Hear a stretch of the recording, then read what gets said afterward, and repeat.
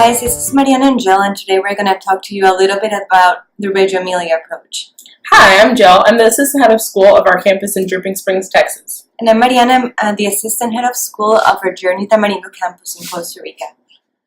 What I love most about Reggio is that the teacher really is following the child. The children are our leaders to what they're going to learn about and what they're interested in, and we are there to facilitate and help them expand their thinking. Exactly. So the role of the teacher is more like a guide. It's like a journey you take with the child, where you meet them and the way they can express themselves, their own language, which at the moment can be music, art, building, movement. Every child has a particular way of expressing themselves, and they have all the right to explore that interest and to explore that language. So that's a concept we call the 100 languages of children. And I think as a teacher, our creative process comes into play when we have children who, speaking about the 100 languages, children who love blocks, and we're learning about letters, and they really don't want to sit at the desk and write letters and stuff like that. And so how do we bring it to them? By putting notepads and clipboards and stuff in the block area so they get that practice. I think that as a teacher, in the Reggio way, we're always being creative and flexible and expanding our ways of thinking about learning. Exactly. So in a way we can adapt to the child and what the child's driving curiosity is at the moment. I have an experience with a student before where he would not retain any numbers or any counting, and he was 4 years old and he would not have any initial math skills, and he developed that through blocks. And that was the way where we discovered that was his outlet, like blocks. So we would build and count, addition, we would do subtraction and basic, and even ended up teaching him division and multiplication because he showed us the interest through blocks, right? And then we expanded and we did literacy with blocks. We did blocks, everything. And the child went from being a student that was really behind the expectations for his age to really, really advanced, just because we learned to listen to him. Yeah, I think that's a clear example of meeting the child where they're at, and also the underlying goal that the children are the leaders of the learning. We're not forcing them to come sit and do a worksheet. We're not forcing them to do anything they don't want to do. They're leading us. Exactly. So that's kind of like the soul of Reggio, to be able to respect the child as their ability to get their own answers, to inquire, to become scientists of their environment, right? Yeah. Which they are. Children are wired that way. They're wired to play. They're wired to be curious, to explore. And if we fire that natural instinct, it's amazing how motivated about learning they become. If we can motivate a child to love learning from an early age, we are setting them up for success, basically. Oh, I believe that. I completely agree with this is their first experiences with school, so we want them to love learning, and children are the first scientists and explorers of the world. Yes. They're the best at it. It's their natural curiosity that drives them, and so having them appreciate that and keep that, I hope they keep it throughout their time. I know from Reggio at an earlier age, a lot of curriculum and stuff I've done with my 2-year-olds has been a little bit nail biting. We built a train table with my 2-year-olds because they were really, really into teamwork and they wanted to build something together. And that's amazing. Yeah, one of them had the idea to build a train table, and so when we're writing, me and my co-teacher were writing the curriculum and asking the parents, all real materials. They used nails and hammers, and they measured it out and cut it, and it was a month-long process, but the children were so excited to come to school each day and see it progress, and then at the end of it, we all got to play on this amazing train table. My favorite part about teaching is creating the spaces for the children. I think they can be so magical and so much fun as well. So it's like you said, the third teacher, they're so purposeful. I do most of my observing what the children are interested in, what can I plan for them when they're doing just free play in the environment, but setting it up in a way where they're still thinking and it's not, they don't get bored of the space. My my experience, provocations have always gone a number of ways, and I never plan for a way, but there's something in mind when I put out the shells or the ornaments. For Christmas we did one with just ornaments and pine leaves and stuff like that, and the children decided to do a balancing. They're really, really interested in gravity, and they tried to balance all of the ornaments in a line, and so they took it away where I didn't expect it. Speaking about play-based learning, it's really important that we allow the children to use all their senses to learn, because it's going to retain in your brain much longer. The neural pathways it's going to create are going to be absolutely more meaningful. And I love doing all of that outdoors. I think that also adds an added layer of creating those pathways. Children love to take risks and play outside, and doing those experiences really help create those habits. Especially, and also because being outdoors, it's proven to relax your brain and make you able to learn more effectively, because it's in the learning mindset, right? You're like, between green and natural light, and you're way more receptive to the stimuli around you. So it's a really, really important aspect of Reggio, that's the natural play. Being outdoors, usually you'll see that the centers in an indoor classroom as well as an outdoor classroom, you'll have a block center outdoors, you'll have a mud kitchen as well as loose parts. But if you're outside, then you'll have all the same centers, because we really value the children to have that opportunity to experience nature, and only through experiencing nature you can really create a relationship with it. So we talk a lot about environment now, and the environmental struggles we're facing as human beings, and creating that connection early on is the only way to actually get children to care. I agree. In my experience, we would always just put the stuff that we wanted for the day, the books that we wanted to read, the blocks and the magnetiles we wanted in a wagon, and we would go out on campus and just go to different areas and explore those things, materials that we would use inside, but just use them outdoors. Loose parts is anything that doesn't have one way of being. So in our experience, it's been boxes and sticks. Sometimes a rock is a cell phone, I've seen on our campus, and sometimes they balance the rocks to make a tower. And so loose parts are really, really important, because we understand that each child is exploring something different, and so we want them to feel really comfortable and take advantage of that. And so on our campus in Dripping Springs, we have a bunch of 2x4s, and the children have made estuaries out of them, and they've made balancing beams. Right? And wood cookies can be anything. They can be birthday cakes, and they can be, spaceships, or it's amazing how, as having open-ended materials, you really allow the children's imagination to fly. Because if you use materials that are not open-ended, you're already deciding for the child what the outcome going to be. If you use many loose parts, and loose parts they're usually natural materials, but also beads and things, little everything. And I think it's very important that loose parts are all inclusive. One child might use the pom-poms to make one thing, while another child could be just doing something totally different, but they're still using the same medium. And they're also used a lot in something that is a Reggio characteristic that's called the atelier. So atelier in Italian means workshop. And a lot of it is recyclable materials. A lot of it natural is materials. Repurposed. And that has to do a lot with Reggio Emilia approach history, because it was after World War II where the only material available for learning was repurposed open-ended materials, and then the educators working back then, they discovered that it was actually really beneficial for learning. It was a great practice to implement such abstract and creative material instead of the traditional learning material they had before they had to face this crisis.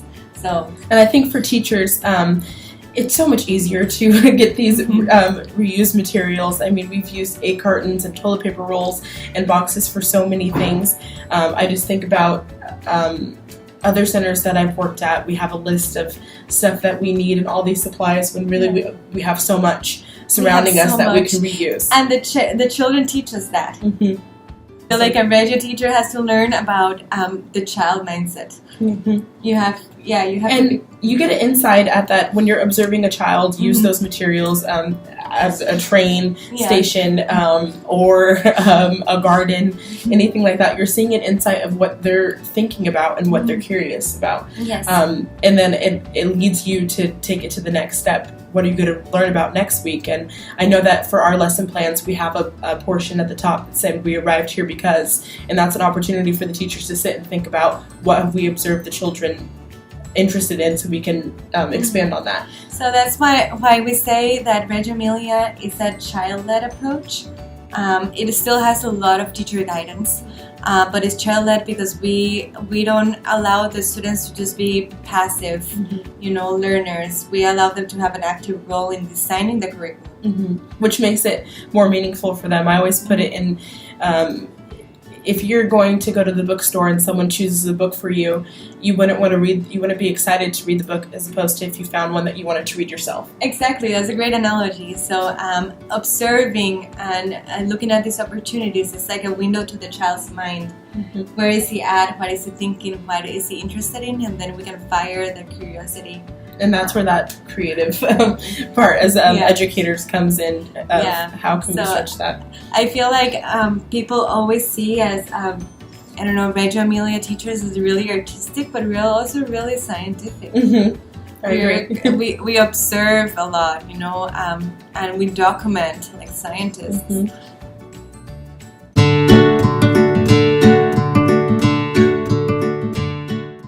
So, Jel, can you tell me a little bit about what does a lesson plan look like in Journey of Dripping Springs? So we have two different lesson plans. One of them is for 2s and youngers, which has a lot of social emotional focus on it. It has We Arrived Here Because on both of the lesson plans. And what does that mean? What do you feel in there? So that's an opportunity for us to really stop and think of what were the children interested in? What did they show that they wanted to learn about? Instead of giving them a topic, they give us the topic. And so we write... recently, we have a lot of mamas who are expecting, so the children are very, very interested in babies. And so we would take that. We arrived here because the children are really interested in babies, and they're putting pillows in their belly, and they're having babies. And so that would be our topic. And our topic looks like a web, so it actually reaches to each center in our classroom. So you'll have a science and engineering portion of it, a dramatic play, an art portion of it, a physical area. And for our younger ones, we have, since we realize that 2s and under are in a state where they really need to make that connection, and they need that caregiving, that we do I Love You rituals. I Love You rituals are a great one-on-one moment to have with the children. It's just building trust and building those. Can you show me one right now? Sure. Yeah. Okay. So this is the beehive one. Yeah. So it's 2 hands, and Like this is the beehive. And then you look into it with the child. Where are the bees? And then you hide it. And then you hide it? Hiding away for no one to see. Count to 5 and they'll come out the hive. 1, 2, 3, 4, 5. And then that's it. Okay. And then normally it's followed with a hug. And that is such a break. For example, do you use that when a child's upset? We use it when a child's upset, overexcited, missing mom and dad, or if you just have a moment. Connection. Yeah. So it's amazing how through conscious discipline and through, just being really present with a child, that most behaviors are usually just a form of communication and needing connection. And I've seen our older classrooms do I Love You rituals to each other, so peer-to-peer. One of our classrooms has a apron, and it has a different greeting, and they do a different greeting, and one of the greetings is I Love You ritual that they can choose from, and so they have that choice. So growing from a small age at Journey School where the teachers are doing it, and then the wanting of connection with peers as they get older and when they're able to do that. It's also a great social practice of working together and coming together and connecting. Of course, it's extremely important, and it's amazing the evidence that peers-to-peers are doing it. Like, imagine the kind of social skills they're developing when they're not only able to calm themselves but calm each other. And we hope that they take that all throughout life, especially with the older ones, like you're teaching. Journey Tamarindos actually goes up to 12th grade. So that's something else we are seeing. How do we transfer Reggio Emilia principles to an older scenario, when you have elementary school students and high school students, and it's something very new because it's something that the approach itself formally doesn't cover. But I feel like if you have the Reggio mindset, it can transfer into everything. It transferred completely into my parenting for my 3-year-old. That's how we do it now, and it's transferring into my high school classroom where I'm allowing the students to have a chance to tell me what do they want to learn. And I think that's so important, just taking the time.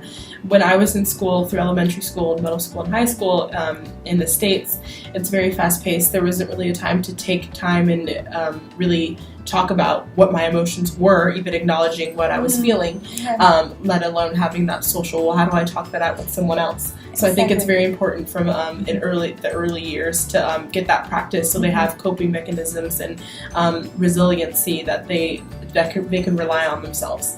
Exactly.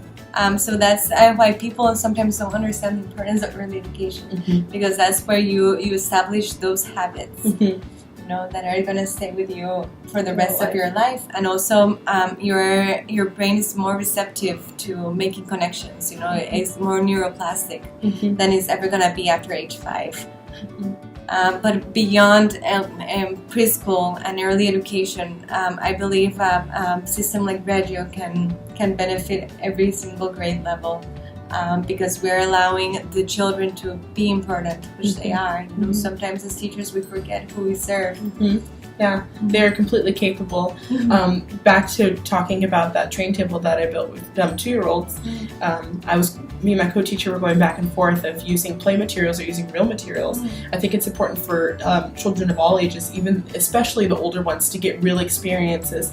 I heard today in one of the lectures that a child in your class wants to have a cookie business? A cookie business, yes. We have a child that is a complete entrepreneur, and he actually has a cookie business. He's actually selling in a few coffee shops already and has a business website and a logo, and he's even getting his brand registered. And I'd love to see how you related the literacy class to him writing business emails. Yeah, exactly. That's a good example. Yeah. So always finding the relevance and how this learning can be meaningful for the student is extremely important.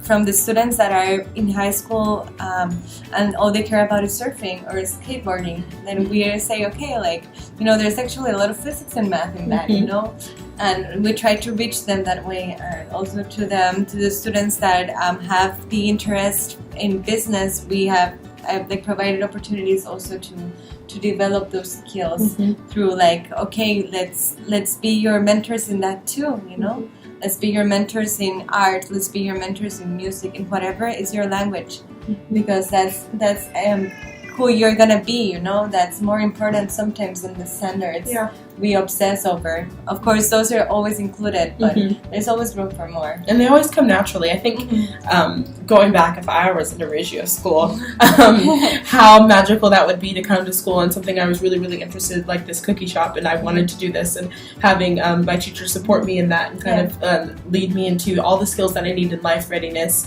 but making it in my world and what I'm I'm really interested in.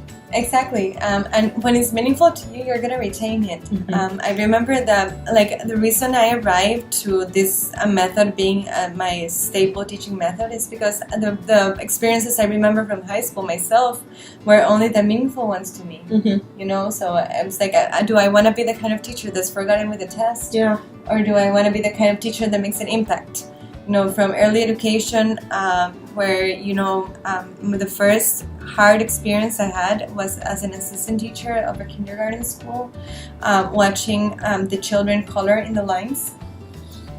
They were coloring these printouts of an apple and a pear, and it's like the apple is red, the pear is green. And there was this student that just said, I don't agree with that, not in my world, And the teacher labeled it as wrong, How are we in a world that we're labeling things as wrong? When what they're doing is they're exploring their world. Yeah, and that could have been a magical pair. Yeah, it's like creativity. Every single person has made an impact in the world has dared to cross those limits. Yeah. So we want more students that do that, that trust themselves, trust their inner knowledge, and that's the Reggio's image of the child is resilient and brave and capable and with a lot of answers. And I think it's so important when we're talking about the image of the child and that their learning isn't done when the worksheet's done.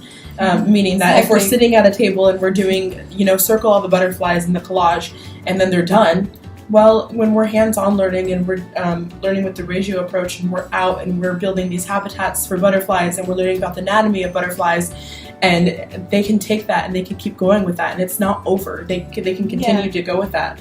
I think it's really important that they figure out, where do they fit in the world and what they're really interested in instead of us stopping it at the end of a worksheet. Exactly. So can I ask you a question? How do you handle sometimes when you're handling a group and their students are going in opposite directions as to interest? So I love also Reggio really emphasizes small groups. Yeah. I love splitting the class up. It just gives you that more one-on-one time with the group, and so that's always my first choice. But within that group, if I have children that are going separate ways, I always feed off of their energy. If it's a day that they need to have circle time outside and we're going to do a bunch of silly songs, then we're going to do that. If it's a day that we're just going to do centers and we're going to be separated, I'm just going to follow their lead, because I know that requiring them to sit at circle time on a square for 25 minutes is not going to help my situation or their situation. Or their learning, Yeah. which is their number one priority.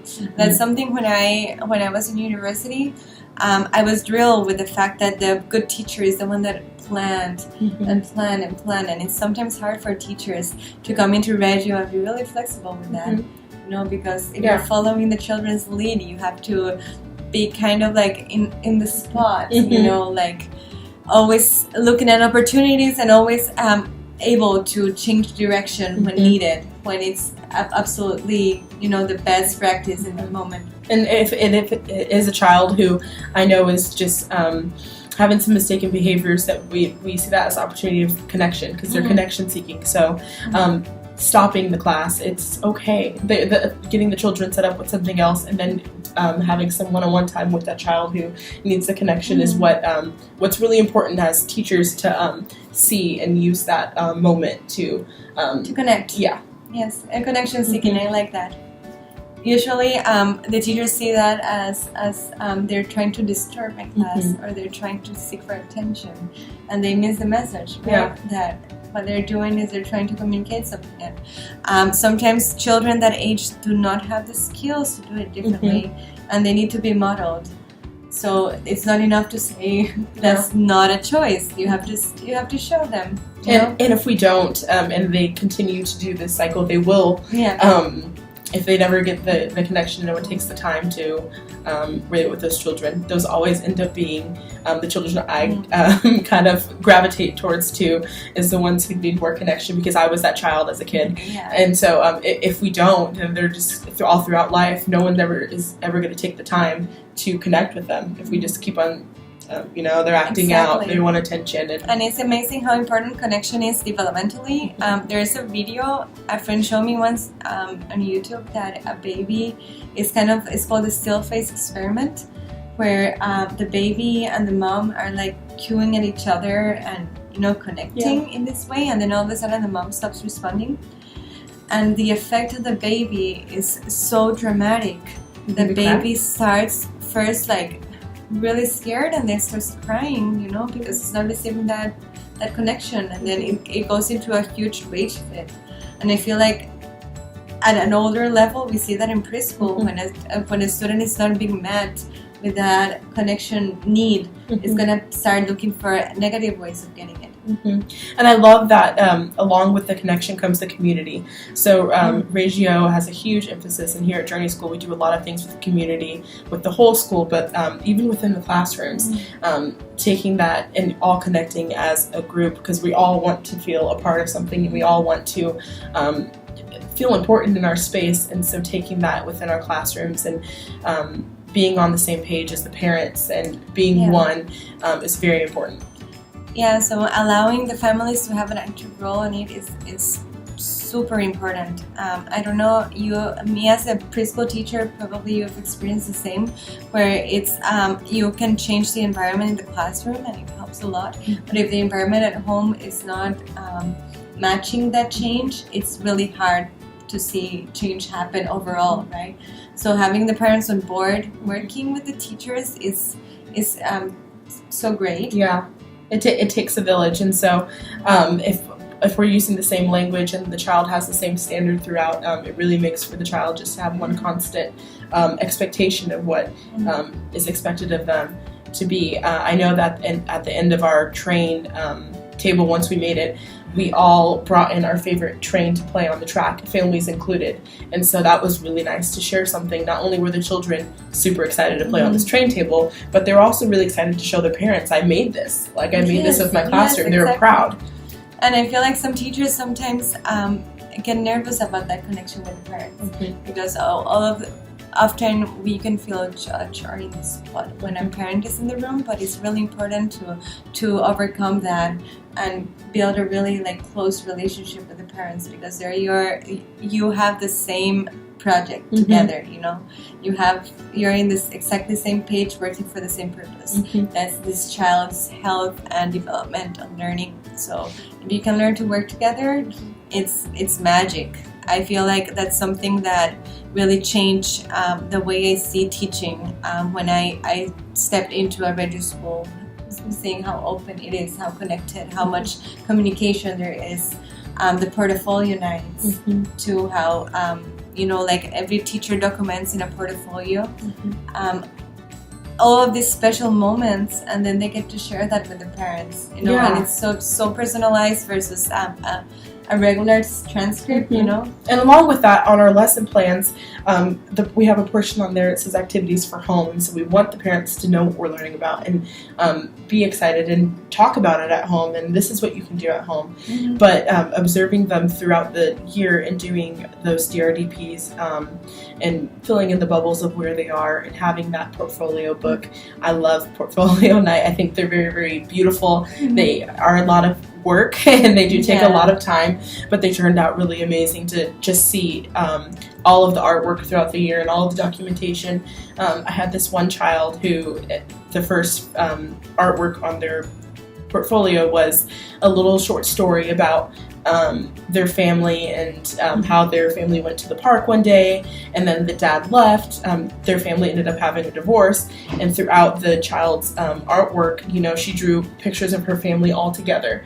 And I thought that was really powerful because it's something that she's going through, and she's expressing it through her art. And although we see them as scribbles, it had meaning. All of it had meaning, and it was a whole story behind it. So for us as educators to write down on the back of their artwork and date it, and it gives parents a little bit perspective. I know that at Portfolio Night, those parents, when they looked through that book, they just had all the emotions, but they were just very happy that she was just so appreciative of her time that she got with her whole entire family, and that's her memories of the family, which they thought at the time that wasn't going to be.